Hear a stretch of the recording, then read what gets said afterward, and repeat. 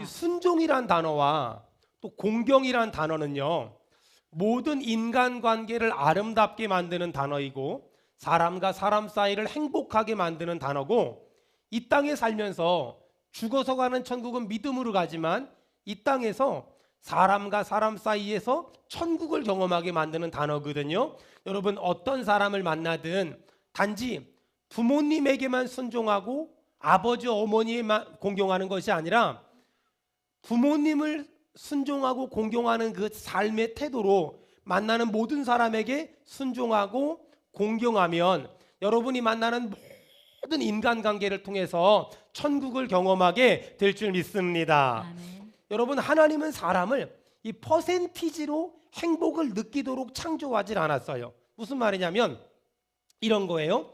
내가 아는 사람이 100명인데 그 중에 80명하고는 좋은 인간관계가 있지만 20명은 별로 좋은 인간관계가 없어요. 그러면 내가 80점 정도는 행복해야 되잖아요. 그런데 사람은 그러지 않아요. 내가 아는 사람이 100명이라면 99명하고 인간관계가 좋아도 한 명과 인간관계가 어그러지면 그 한 명 때문에 내가 불행하다고 느끼고 내가 지옥이라고 느낄 때가 정말 많아요. 따라합시다. 천국은 관계 속에 임한다. 시작. 천국은 관계 속에 임한다. 천국은 관계 속에 임한다. 시작. 천국은 관계 속에 임한다. 죽어서 가는 천국은 믿음으로 가지만 이 땅에서 경험하는 천국은 사람과 사람 사이의 관계를 통하여 임하거든요. 여러분, 축복합니다. 만나는 모든 사람과 더불어서 천국을 경험하기를 주의 이름으로 축원합니다. 주의 이름으로 축원합니다. 자, 그렇다면 어떻게 만나는 모든 사람과 더불어 천국을 경험할 수 있을까? 이 에베소서 6장 1절과 2절을 삶의 원칙으로 삼으면 돼요.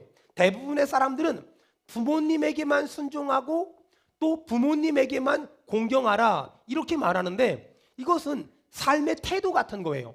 아버지 어머니뿐만 아니라 부모님뿐만 아니라 내가 만나는 모든 사람에게, 따라합시다, 순종하겠습니다. 순종하겠습니다. 공경하겠습니다. 공경하겠습니다. 이 두 가지 삶의 태도를 가지고 모든 사람들을 만나면 천국을 경험하게 되고 힘을 얻게 되고 쉼을 얻게 되더라는 거예요. 여러분, 집에서는 부모님에게 순종하고 공경하고, 직장 가서는 사장님에게 순종하고 공경하고, 교회 와서는 목사님에게 순종하고 공경하고, 그러면 그 공동체 안에서 하나님의 은혜를 경험하고 하나님의 사랑을 경험하게 되더라는 거예요. 자, 그래서 이 땅에서 어떻게 천국을 경험하며 살 수 있을까? 첫 번째, 순종하라. 두 번째, 공경하라. 또 세 번째 하나 더 있어요. 에베소서 5장 바로 앞에 있어요. 21절. 에베소서 5장 21절 다 같이 읽겠습니다. 시작. 그리스도를 경외함으로 피차 복종하라. 따라합시다. 피차 복종하라. 피차 복종하라. 자, 그렇다면 정리합시다. 이 땅에서 천국을 어떻게 경험할 수 있을까? 뭐 하라고요? 피차 첫 번째가 뭐예요? 순종하라. 순종하라. 두 번째가? 공경하라. 세 번째가? 피차 복종하라. 첫 번째가 순종하라. 두 번째가 공경하라. 세 번째가 피차 복종하라. 따라합시다. 피차 복종하라. 피차 복종하라. 이 세 가지를 살면 이 땅에서 천국을 경험하며 살 수 있더라는 거예요. 순종하라, 공경하라, 피차 복종하라. 그런데 여러분, 이걸 순종하라 이러면 내가 명령하는 것 같잖아요. 나한테 말합시다. 순종하겠습니다. 순종하겠습니다. 복종하겠습니다. 복종하겠습니다. 피차 복종하겠습니다. 피차 복종하겠습니다. 순종하겠습니다. 공경하겠습니다. 피차 복종하겠습니다. 이 세 가지의 삶을 사는 사람에게 하나님의 은혜가 임하고 천국을 경험하는 그런 인생을 살게 된다는 거예요. 보세요. 어떤 공동체에서 내가 머리가 되려고 하고 내가 결정권자가 되려고 하면 싸워야 되지만, 내가 순종하겠습니다, 내가 공경하겠습니다, 내가 피차 복종하겠습니다, 그러면 싸울 일이 없어요. 집에서 아빠가 엄마가 어떤 얘기를 해요. 그럼 제가 순종하겠습니다, 공경하겠습니다, 피차 복종하겠습니다, 싸울 일이 없지요. 교회에서 목사님이 어떤 말씀을 하세요. 그럼 순종하겠습니다, 공경하겠습니다, 피차 복종하겠습니다, 싸울 일이 없지요. 직장에서 사장님이 어떤 말을 해요? 순종하겠습니다, 공경하겠습니다, 피차 복종하겠습니다, 싸울 일이 없는 거예요. 보세요. 순종하겠습니다. 이 고백이 있는 사람, 이런 삶의 자세가 있는 사람은 자꾸만 이렇게 상대방의 말을 들으려고 해요. 근데 순종하겠습니다가 없고 주장하겠습니다가 있는 사람들은 자꾸 명령하고 자꾸 지시하고 자꾸 요구하고 자꾸 내 스타일로 만들려고 해요. 그러니 갈등하는 거예요. 보세요. 성경에는요, 남편과 아내가 있는데 결정권이 남편에게 있대요. 그러니까 남편들이 잘 됐어.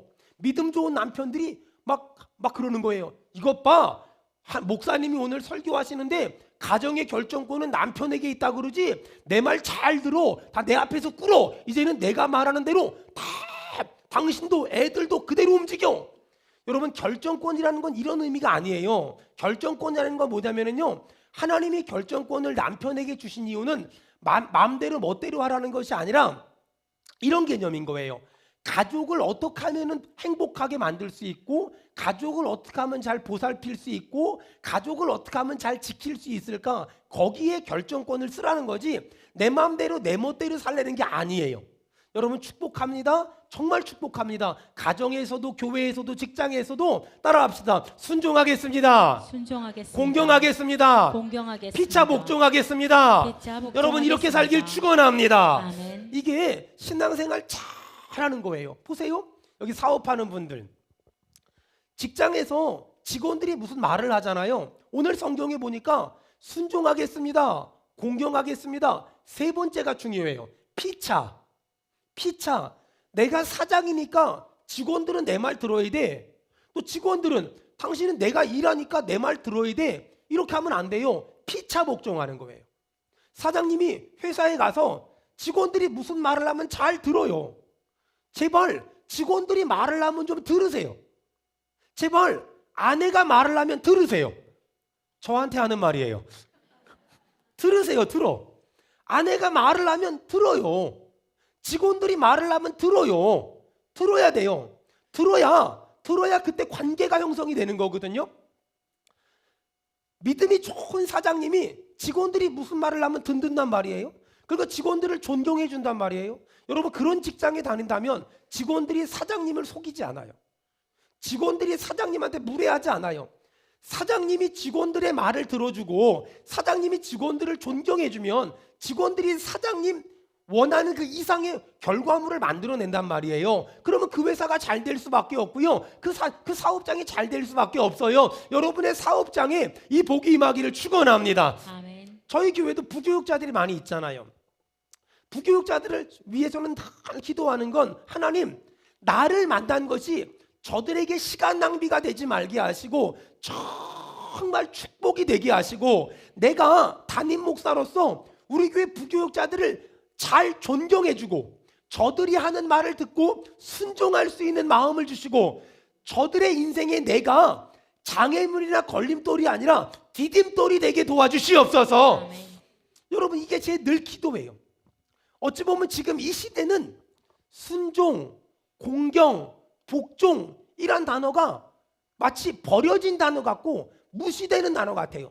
순종이란 단어보단 주장하고 판단하고 비판하고 비난하는 사람들이 더 대접을 잘 받고 더 사람들이 인정해 주는 것 같아요. 하지만 잘 들으세요. 지금 잠깐 일시적으로는 그런 사람들이 더 많은 것들을 얻는 것 같지만 성경은 분명히 말합니다. 죽어서 가는 천국은 믿음으로 가지만 이 땅에서 경험하는 천국은 순종하는 사람이, 복종하는 사람이, 또 공경하는 사람이 하나님이 주시는 선물을 받게 될 줄 믿습니다. 우리 성도들이 가정에서, 직장에서, 교회에서 따라합시다. 순종하겠습니다. 순종하겠습니다. 공경하겠습니다. 공경하겠습니다. 피차에 복종하겠습니다. 피차 복종하겠습니다. 이렇게 신앙생활하길 축원합니다. 아멘. 저는 수원은혜교회 담임 목사란 직분을 가지고 있잖아요. 그런데 어떤 일을 막 해나갈 때 성도들의 말을 들어봐요. 그리고 성도들이 하는 얘기를 들어봐요. 그리고 성도들이 하는 말을 듣고 성도들이 하는 얘기를 듣고 고민을 해요. 저 조원동에 지하교회에 있을 때 4층으로 이사 갈 때 성도들한테 물어봤어요. 이사 가야 되는데 어떻게 생각하냐고. 전부 다 이사 가재요. 4층에서 파장동 이사 올 때 또 물어봤어요. 어떡하냐고. 예비당이 좁은데 또 다 이사 가재요. 파장동에서 정자동 이사 올 때도 물어봤어요. 어떻게 하면 좋겠냐고. 다 이사 가재요. 그래서 이사 왔어요. 여러분, 그래서 저희 교회는요, 교회가 이사할 때 단 한 사람도 교회를 떠난 사람이 없어요. 어떻게 이런 일이 벌어질 수 있을까요? 간단해요. 너무 간단한 건 내가 담임 목사니까 나를 따르라 이런 걸 해본 적이 없어요. 저는 그런 능력이 없어요. 저는 그런 실력이 없어요.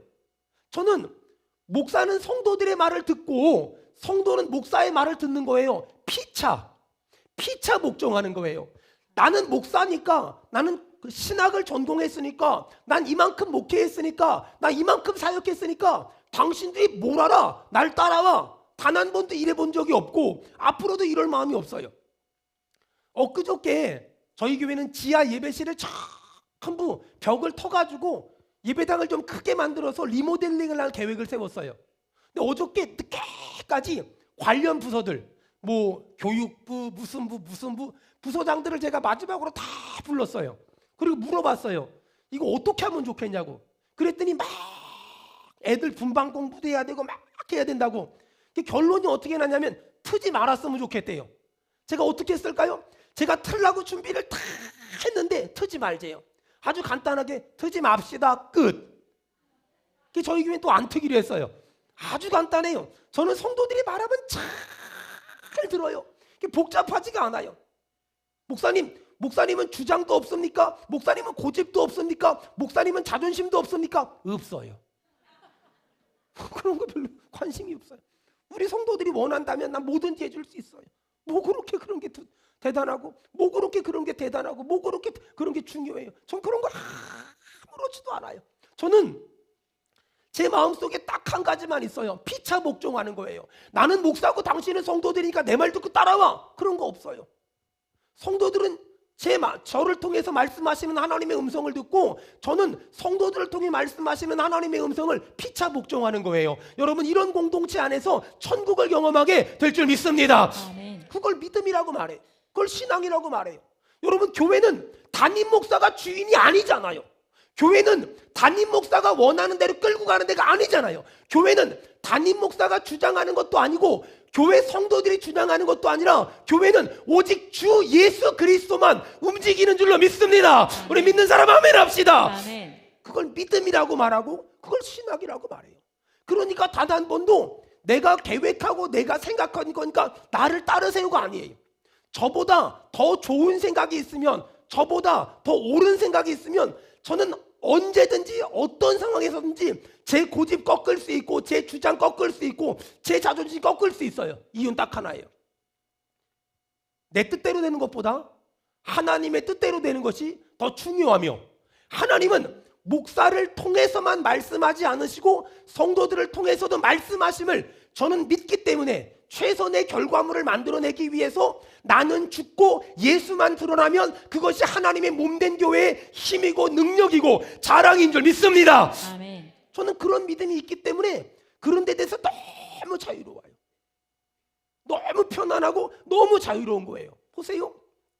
그러면 제가 순종하는 삶을 살고 공경하는 삶을 살고 피차 복종하는 삶을 살면 사람들이 막 박수 쳐줄까? 아니에요. 어떤 사람들은 왜 그렇게 고집이 없냐고, 왜 그렇게 주장이 없냐고, 왜 그렇게 뭐가 없냐고, 왜 그렇게 뭐가 없냐 그래요. 여러분 잘 들으세요.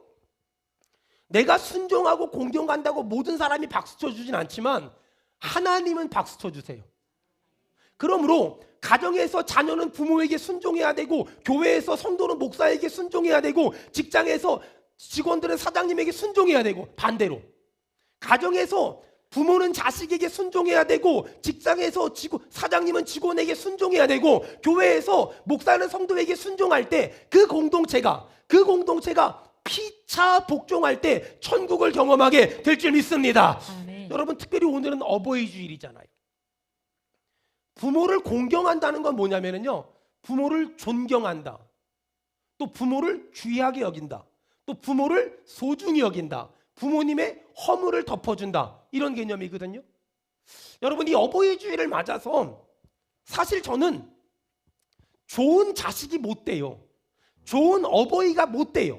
그래서 사실 이 어버이 주일 때마다 저는 다 심각한 고민을 해요. 어떤 고민이냐면 훌륭한 목사님 모셔다가 어버이 주일 설교하고 난 좀 빠지면 안 될까? 왜냐면 제가 자식의 입장으로서도 제대로 못 사는 게 많고 또 부모의 입장으로서도 제대로 못 사는 게 너무 많아요. 지난 한 주간도 저는 교회에서 철야했거든요. 일주일 내내 집에를 못 들어갔어요. 그러지 무슨 남편 노릇을 하고 무슨 아버지 노릇을 하고 무슨 자식 노릇을 하겠어요.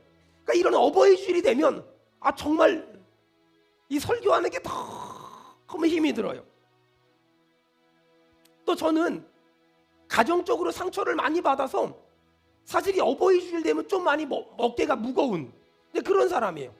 여러분 제가 보니까 우리의 부모님들 중에서 허물이 없는 사람이 있을까요? 우리의 부모님들 중에서 연약함이 없는 사람이 있을까요? 아니에요. 우리의 부모님들 중에서 허물 많은 사람 너무 많고 연약한 사람 너무 많아요. 두 종류의 부모님이 있어요. 허물이 덮어진 부모님과 허물이 까발겨진 부모님. 허물이 덮어진 부모님과 허물이 다 드러난 부모님. 어떤 자녀는요, 지금 자기가 알코올 중독자가 됐어요. 왜 그렇게 살아요? 내 부모가 알코올 중독자였기 때문에 자기가 잘못 사는 걸 전부 부모 탓이래요. 어떤 자식은요, 부모한테 마땅히 해야 될 도리를 안 해요. 왜 그렇게 살아요? 내 부모가 해준 게 없다고. 내 부모가 나에게 해준 게 아무것도 없는데 부모가 부모 노릇을 못했는데 왜 내가 자식 노릇을 해야 되냐고 이러는 사람도 있어요. 여러분 근데 그거 아세요? 어떤 이유로도 내가 막 사는 거, 내가 엉망진창으로 사는 걸 부모 탓으로 돌리면 안 돼요. 어떤 이유로도 내가 자식 노릇을 제대로 못하는 걸 정당화하면 안 돼요. 저는 우리 성도들에게 오늘 몇 가지 부탁을 좀 하려고 해요. 그 첫 번째는 부모님의 허물을 말하지 마세요. 부모님의 연약함, 부모님의 부끄러운 점, 부모님이 잘못 살아온 것들 말하지 마세요. 마음속에 담으세요. 그리고 부모님이 잘한 것만 얘기하세요. 부모님이 잘하신 것들 있잖아요. 여러분 세상에 다 잘못하고 다 잘한 부모님은 없어요. 어떤 부모님은 잘한 게 많을 뿐이고 어떤 부모님은 잘한 게 기억날 뿐이지 다 잘하고 다 잘못한 부모님들은 없어요. 잘한 것도 있고 못한 것도 있잖아요. 부모님의 허물을 말하지 마세요. 여러분 특별히 부모님의 허물을 말하는 사람과 친해지지 마세요. 왜 그럴까? 어떤 사람이 나랑 친한데 부모님의 허물을 막 말해요. 이 사람이 나랑 친할 때는 괜찮은데 나랑 관계가 소원해지면 그럼 그 사람은 분명 내 허물도 여기저기 말하고 다닐 거예요. 부모님의 허물을 덮어주지 못하는 사람은 결혼하면 남편의 허물을 덮어주지 못해요. 아내의 허물을 덮어주지 못해요. 부모님의 허물을 덮어주지 못하는 사람은 직장에 가면 사장님의 허물을 덮어주지 못하고 직장 동료들의 허물을 덮어주지 못하고 직장 부하 직원의 허물을 덮어주지 못해요.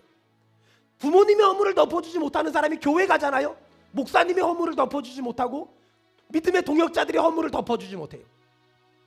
여러분 부모님의 허물을 덮어준다는 건 부모님의 허물을 덮어주는 것뿐만 아니라 내가 만나는 모든 사람들의 허물을 덮어준다는 것, 그걸 의미해요. 여러분 노아 이야기 아시죠?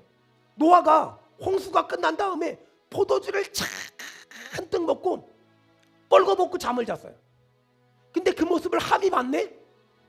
함이 보고 막 퀴즈 동네방네 떠들고 다니면서 아버지의 허물을 말했을까요? 아니면 형제에게 가서 아버지가 뻘거벗고 잠잔다고 얘기했을까요? 동네방네 떠들고 다니지 않았어요. 형제에게 가서 그 말을 듣자마자 셈하고 야벳이 가서 성경에 보니까 이렇게 뒷걸음질 쳐가서 덮어주고 긁고 왔대요. 결과가 어떻게 됐어요? 술 먹고 퍼질러 잔 노아가 벌 받았나요? 아니면 함이 벌 받았나요? 아버지의 연약함을 들춰낸 함이 저주를 받았고 셈과 야벳이 복을 받았어요. 여러분 이 본문은 우리한테 굉장히 중요한 걸 말해요. 우리의 아버지 중에 우리의 어머니 중에 연약함이 없는 사람들이 있을까요? 허물이 없는 사람이 있을까요? 부족함이 없는 사람이 있을까요? 완벽하게 나에게 모든 걸 잘해준 사람이 있을까요? 없어요. 아무도 없어요. 아무도 없어요.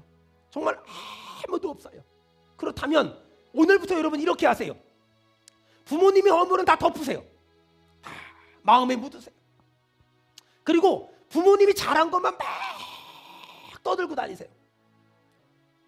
여러분, 부모님의 허물을 말하는 건 옳은 게 아니에요. 여러분도 부모님에 대한 상처가 있으시죠? 저도 있어요. 여러분, 어떤 목사님이나 교회에 대한 상처가 있으시죠? 저도 있어요. 제가 부교육자 생활을 마지막으로 했을 때인데 그 교회에서 어떤 이상한 일에 얽혀서 쫓겨났어요. 나같이 괜찮은 사람을 쫓겨났어요. 쫓겨나는 주일날인데 그 교회 사모님이 저한테 차 키를 달래요. 제가 새벽 운행, 차량 운행 같은 거 다 했으니까 차 키를 달래요. 드리려고 하는데 우리 성교가 그때 애기였거든. 얼마 안 됐거든요. 4살 5살. 근데 그때 6개월밖에 부교육자 생활 안 했는데 성교가 갑자기 아빠 열쇠를 차 키를 그 사모님을 드리니까 애가 그거 주지 말라고 막 우는 거예요. 제가 사모님한테 사모님 잠깐만 제가 나중에 드릴게요 이렇게 말씀했는데 뭐가 화가 나셨는지 쫓겨나니까 뭐가 오해가 있었겠죠. 그러니까 갑자기 이 열쇠 꾸러미를 확 잡아채고 가는데 얘가 거기서 막 자지러지고 우는 거예요. 쫓겨난 것도 억울한데 애가 그렇게 서글프게 우니까 왜 그렇게 눈물이 나는지. 저도 상처가 있어요. 저도 교회 때문에 아픈 적이 있고 저도 목회자들 때문에 아픈 적이 있고 저도 부모님 때문에 아픈 적이 있어요. 그 아픔을 가지고 막 내가 여기저기 가서 그 교회는 문제가 많아, 그 사람은 문제가 많아, 이 사람은 문제가 많아, 저 사람은 문제가 많아. 여러분, 신기한 건 그걸 하나님이 싫어한다는 거예요. 그걸 하나님이 기뻐하지 않아요. 여러분은 어떻게 할까요? 화났는데, 속상한데, 상처를 받았는데, 아픈데 저는 어떻게 한 줄 아세요? 하나님께 갔어요. 하나님께 가서 하나님, 저 너무 힘들어요. 제가 늘 그렇게 해요. 저 너무 힘들어요. 때로는 부모 때문에 상처받고, 때로는 목회자들 때문에 상처받고, 때로는 어떤 사람들 때문에 상처받고, 하나님 저 너무 힘들어요. 하나님 저 너무 힘들어요. 여러분, 그럼 하나님 뭐라 그러는 줄 알아요?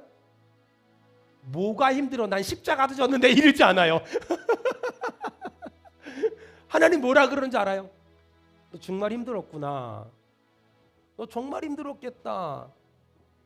너 정말 힘들었구나. 너 정말 힘들었겠다. 주님 저한테 이렇게 말씀하셨어요.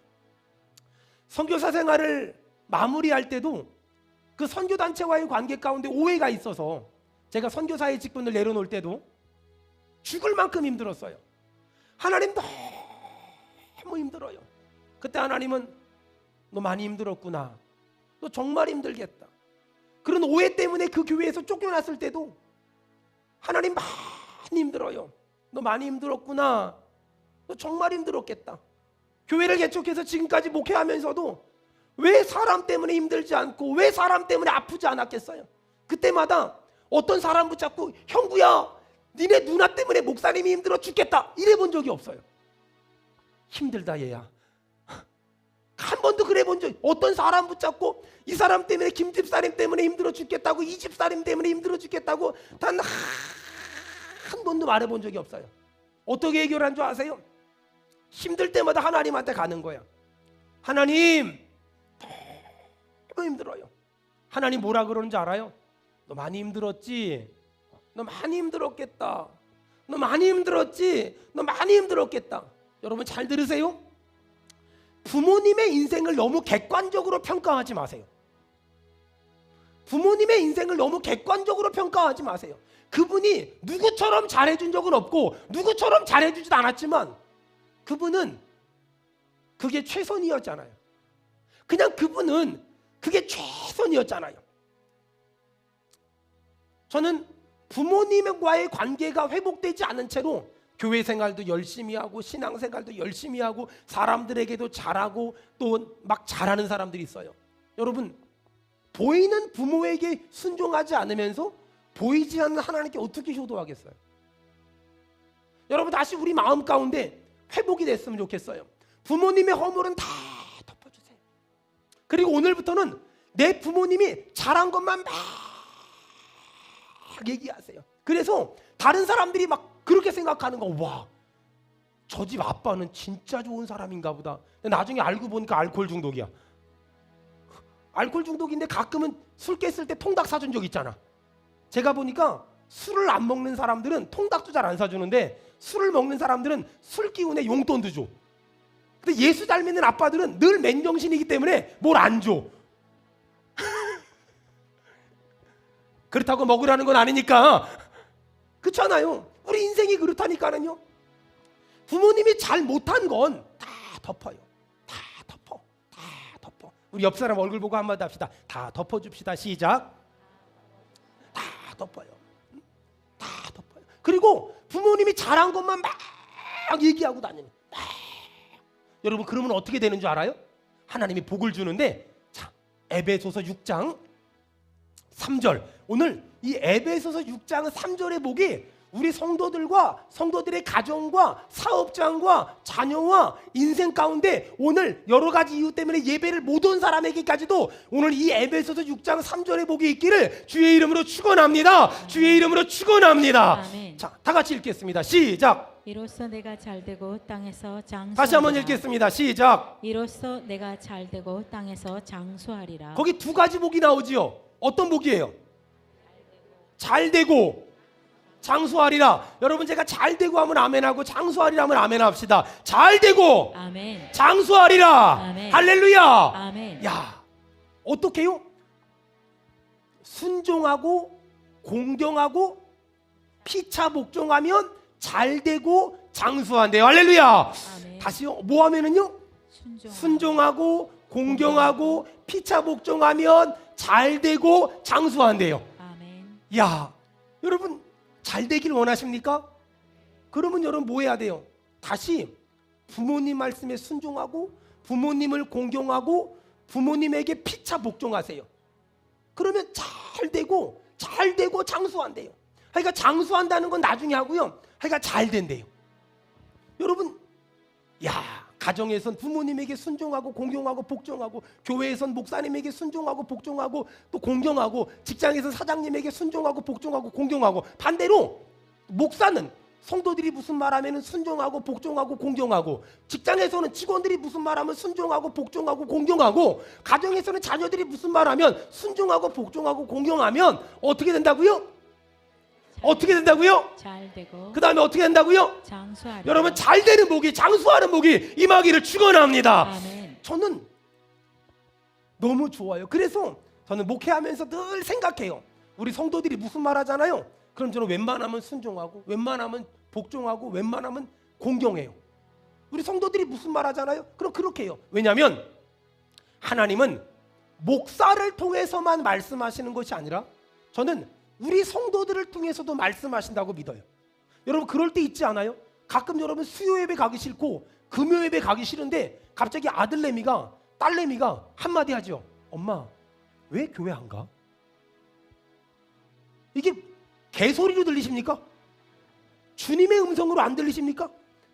그럼에도 불구하고 못 들은 척하고 드라마 쳐다봐.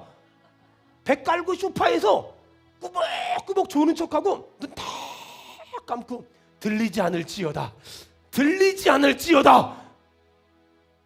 여러분, 그거예요. 하나님은 아빠 엄마에게만 말씀하시는 것이 아니라 내 아들 내 딸을 통해서 또 계속 말씀하시잖아요. 그걸 순종하고 얼른 눈 뜨고 입술에다가 찍어 바르고 나오면 은혜가 있는 거예요.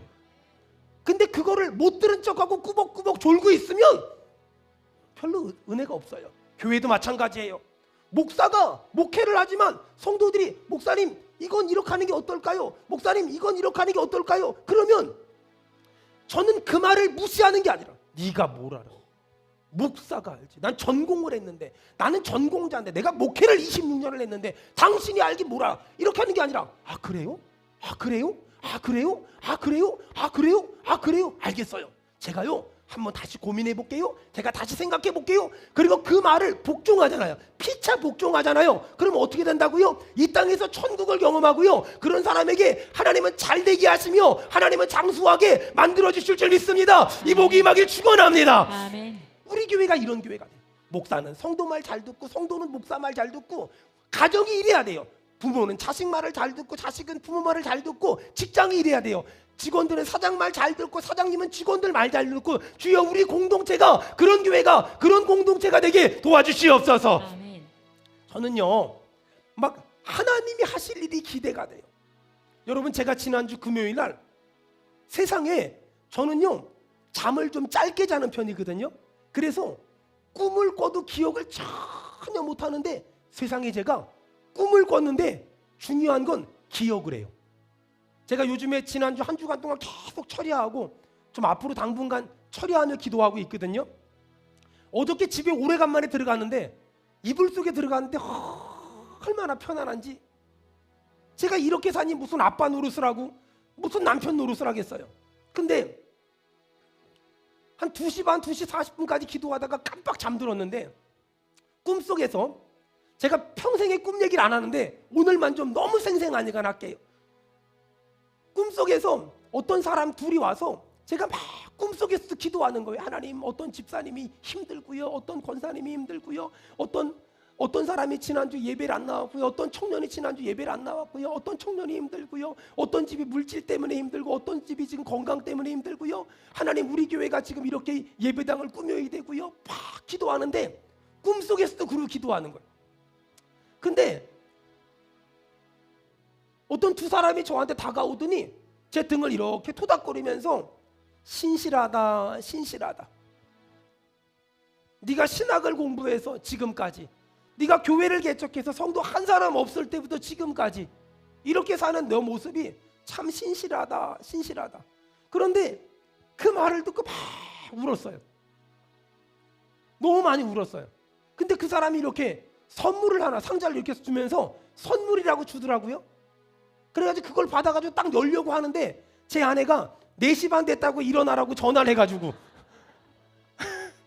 그래가지고 그 안에 뭐가 들었는지 못 봤는데 제가 그날 저한테 기가 막힌 소식이 하나 왔어요. 아직 결정이 안 돼서 제가 조만간에 말씀드리겠지만 그게 결정이 되면 아마 그거 같아요. 옆 사람 보고 한마디 합시다. 그 선물이 당신에게 흘러갈지도 몰라요. 시작. 여러분 제가 받은 은혜와 제가 받은 복이 우리 성도들의 직장과 사업장과 인생과 자녀에게 흘러가기를 축원합니다. 아멘. 일부 예배 끝나고 어떤 분이 이렇게 지나가다가 만났는데 목사님 팔면 안 돼요 이래서 비성경적이라고 얘기했어요.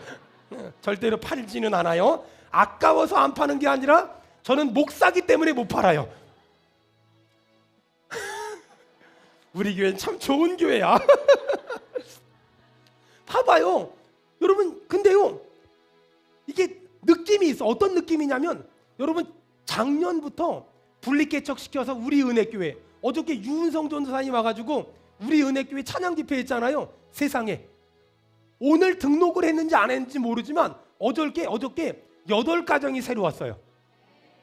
정말 너무 정말 첫 번째 그게 감사하고 두 번째는 유은성 전도사가 수고했다고 사례비를 줬는데 도로 헌금하고 간 게 얼마나 은혜가 되는지. 역시 나랑 오랫동안 사역하더니 이제는 닮아가기 시작했어. 너무 고맙더라고. 어쨌든 간에 그렇게 막 분리개척시켜서 내보내고 선교사님들 필리핀에서 오시고 몽골에서 오시고 남아공에서 오시고 부지런히 심고 12사단 가가지고 4일 동안 심고 하여간 계속 요즘에 심었잖아요. 정말 야 이렇게 심다 보면 우리 교회 빵꾸 나는 거 아니야 될 정도로 열심히 심었거든요. 근데 저는 심으면서 자신이 있어요. 여러분 심는다는 건 어떤 믿음이 있어야 될까요? 아까워하지 않아요. 때가 되면 하나님이 30배로 60배로 100배로 거두게 하실 줄 믿습니다. 아멘. 전 이 믿음이 있거든요. 부지런히 심었어요. 근데 하나님이 꿈을 통해서 뭘 주시더라고요. 여러분 제가 파장동에 우리 교회가 있을 때 정자동으로 교회를 옮겨야 될 때 하나님이 저한테 신명기 6장 말씀을 주셨어요. 거기 보니까 네가 짓지 아니한 집에 들어가 살 것이며 네가 사지 아니한 물건을 쓰게 될 것이며 신명기 6장에 그 말씀이 있는데, 그리고 이 예배당으로 이사를 왔거든요.